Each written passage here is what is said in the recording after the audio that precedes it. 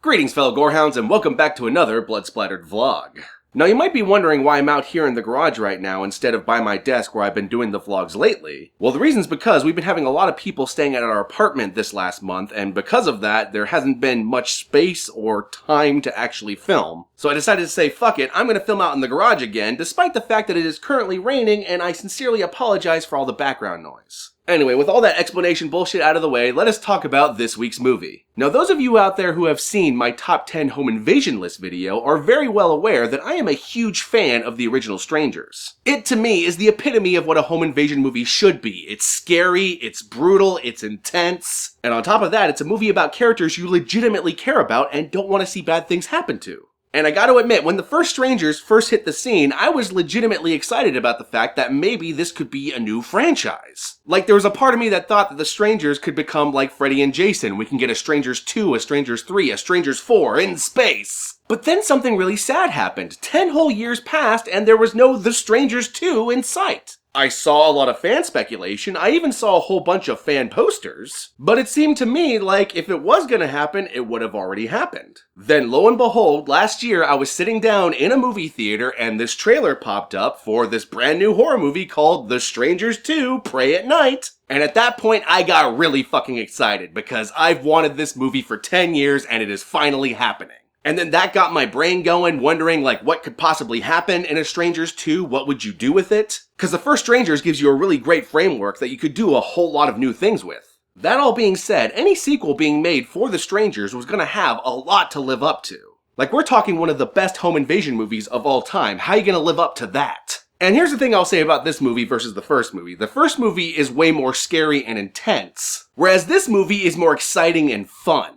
It's basically the bigger budget action spectacle sequel. But first, let's talk about the things I loved about this movie. And number one, I loved the main characters of this film. And I do mean main characters, whereas the first movie just had 2 main characters, this one actually has 4. Because unlike the first movie, which is just about a couple, this movie is about a whole family. Which, yes, definitely means that this movie totally ups the body count of the first movie. But we kind of expected that. Most horror sequels tend to do that. But what I was legitimately worried about was that in the first movie, the main characters were so well layered and written that you really find yourself feeling for them over the course of the movie. And I wasn't sure if they were going to be able to capture that magic with a whole new cast of characters in this film. But they totally did, and with a completely different dynamic than the first film as well. Because the first movie was about a couple, and they were currently in dire straits because the guy proposed to the girl, but she wasn't ready yet. But this movie is about a family, with the main character essentially being this rebellious teenage girl, who smokes and has been cutting her classes, and as a result her grades are falling, and she wears this badass Ramones shirt. She's just pretty freaking awesome, and I gotta say, probably my favorite main character of either of these 2 films. But the main conflict with the main characters in this movie is that her family is sending her off to boarding school after this vacation they're taking. And I gotta say, you're totally on her side on this. Her family sending her off to boarding school is totally not the solution to this situation. But the mother and father are just too weak-willed to handle their very strong-willed daughter. And I really like the way they wrote the relationship between her and her brother. They're the kind of siblings that are constantly at each other's throat. But when their parents aren't there and they're all alone, they have these great moments with one another where they actually bond.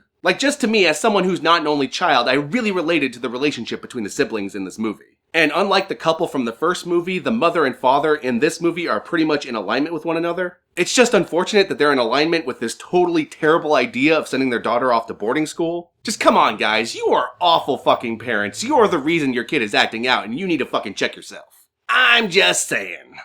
Anyway, so the way this movie goes is this family goes on vacation to this mobile home park in the woods. But unbeknownst to them, within the mobile home park and currently killing people as they arrive are the Strangers. And thus you get the rest of the movie in which they're trying to fight to survive against these awful 3 strangers and their murderous ways. The first movie is about watching characters being stalked and tortured and just completely mutilated in brutal ways, and it's just super heart-wrenching. Whereas this movie is about a teenage girl watching her family go through that and then getting vengeance. And it's super freaking badass, and a lot of the set pieces in this movie are just phenomenal. There's a set piece in particular that involves a flaming car that is just, it's beautiful.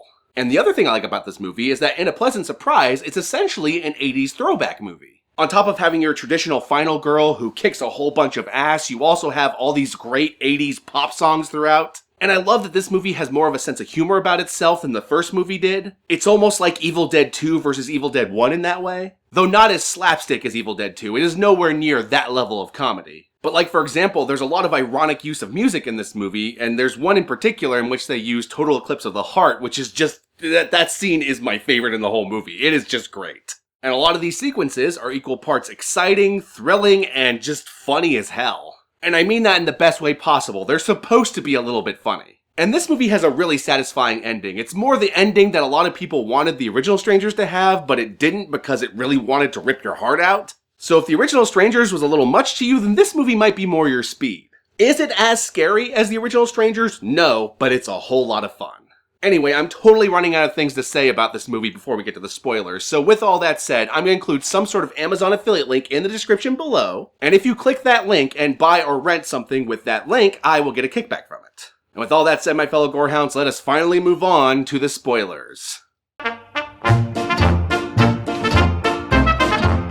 Alrighty then, before we get into the spoilers, I want to first say, if you're hearing the water right now that's going down this pipe, no, I am not peeing my pants. That is just the water being diverted from the roof down into the sewers. So, there you go. That is the sound you are hearing if you are actually hearing it. But I can't tell because I'm recording currently. Alrighty then, so this movie opens up with a prologue of the Strangers arriving at the mobile home park and killing the people that own it. And there's two things worth noting about this opening sequence. First off, it has a very hilarious use of Kids in America. You know, that song from all the late 90s, early 2000s kids movies, "We're the kids in America, whoa." Yeah, this movie opens up with that song playing out of the Strangers' car as they stalk and kill this old couple, who, as I mentioned earlier, are the people that own the mobile home park. And I just gotta say, the moment that song started playing over the opening title sequence, I started to laugh my ass off and started getting into the movie hardcore.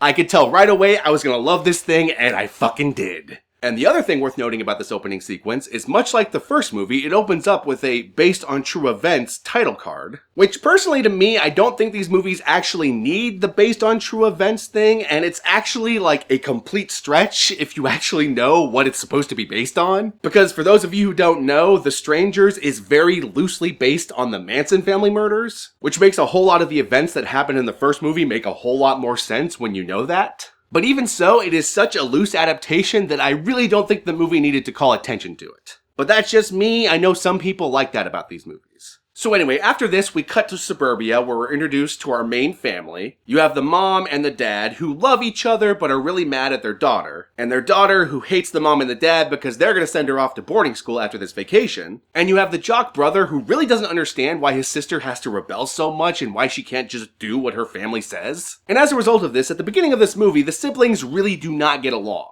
But one thing I really like is that early on in this movie, they set up that the rebellious teenage daughter smokes. And this actually becomes a Chekhov's gun by the end of the movie, and I'll get to that when we get to that. Anyway, they pack all their stuff in the car, and then they drive off to the mobile home park, which we find out that the old couple from the beginning of the movie were essentially the kid's uncle and aunt. But when they get to the main office of the mobile home park, all that's left there is this key and this note saying, "Yeah, we'll check in with you in the morning, here's the key to your room." Well, not room, mobile home, but you get what I mean. But spoilers, they never actually make it to the morning because that aunt and uncle were killed in the beginning of the movie, so there you go.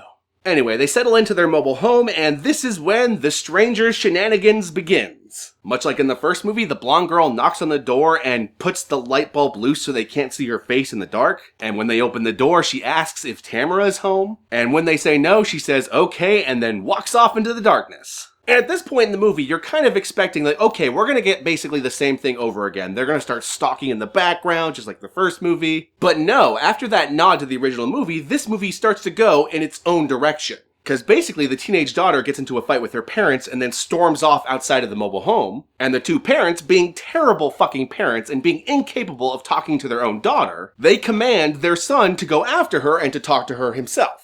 Which I don't know what they think he's going to be able to do, but okay, whatever. We're terrible parents, we're going to send our son to do our job. But after the brother runs after his sister, they end up actually bonding with one another. And while bonding, they come across a mobile home that is open, and so they decide to sneak inside. But once inside, they find the dead body of her uncle. And I fucking love this because in the uncle's mobile home, there's actually all these nods to the original movie. Like, for example, on the window is the hello, hello, hello writing from the first movie. And what I love about that is that it sets up that, yeah, this is the thing that they do constantly, but they also switch it up as they go along. Anyway, the brother and sister freak out after finding this dead body and run back to their parents. And the dad has the really brilliant idea of splitting the family up, with the daughter and the mom going back to the mobile home, while the son and the father head back to the dead body to confirm that it's a dead body and that the kids aren't playing a prank on them. And this is when the shit hits the fan, because the daughter and the mom are attacked by the blonde girl in the bunny mask. And this sequence is great because the blonde girl is like a cat playing with her prey, and it's just so fun to watch. And she fucking brutally stabs the mom to death in the bathroom, and the daughter has to watch just horrified and crying. And even though I personally found the mom to be a terrible mom, it still wrenched my heart to see the daughter watch her mom die. Because even though I cared less about the mom, I cared a lot about the daughter.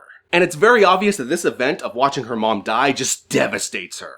Meanwhile, back at the uncle's mobile home, the father and the son are attacked by the guy in the mask. And for some reason, I didn't find his mask as scary in this movie as I did in the first movie, and I don't know if that's just because I was used to it. Anyway, at this point, the father ends up taking the uncle's gun and threatening the big scary guy. This leads to them running out of the mobile home and getting into the car and trying to take off. But they get run down by the big scary guy in the big scary truck, and they end up hitting another mobile home's, deck. And the dad is impaled by this piece of wood and is clearly going to die. There is no way he's going to survive this. And this leads to a great scene where he tells his son that he's proud of him and to run and to get the mother and the daughter and get them to safety. And he also gives him the gun so that he can go and shoot the bad guys. And then after his son leaves, the creepy mask guy gets into the car and then puts on the radio and puts on this silly pop song. And then proceeds to slowly kill the father with an ice pick in this really brutal and glorious sequence. I just love how sadistic all the murders are in this movie, and I love how much fun the villains are having.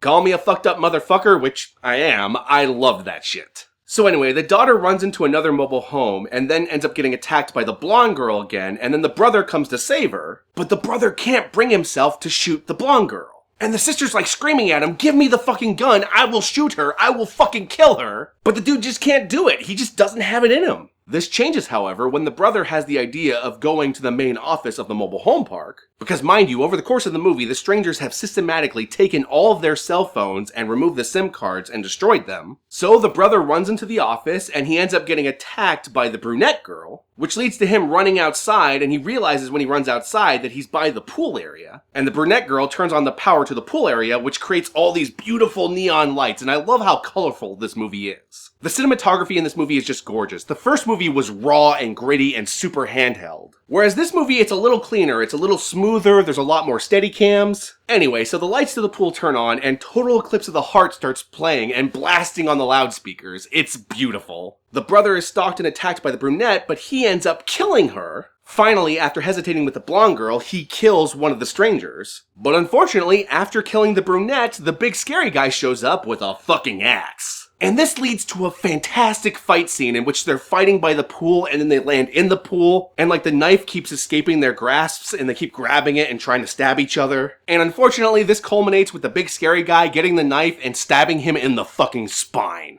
And at first I thought he had severed his spine, but his legs kept moving, so I'm like, okay, he didn't, but he definitely fucked him up. But then after stabbing him and letting him kind of flail around in the pool, with the assumption being he's gonna let the brother either bleed out or drown. But the sister arrives at the last second and pulls the brother out of the pool, and then gets him to safety, and then vows to get the police or an ambulance or something to save him. And this leads to the final act, which is basically the last two strangers versus this teenage girl. And I don't want to spoil this whole act, but let me just say that she fucks them up. She ends up shooting the blonde girl with a shotgun in this truly badass sequence. She ends up in a car duel with the big scary mask guy. But then she realizes after the cars have all mangled together and all the gas is leaking that, hey, wait a minute, she has a lighter because she smokes. And she fucking lights the big scary guy's truck on fire, and it's fucking beautiful. But then the big scary truck that's on fire continues to go after her. And I know, you probably want to know whether this girl is going to succeed or whether she fucks this guy up.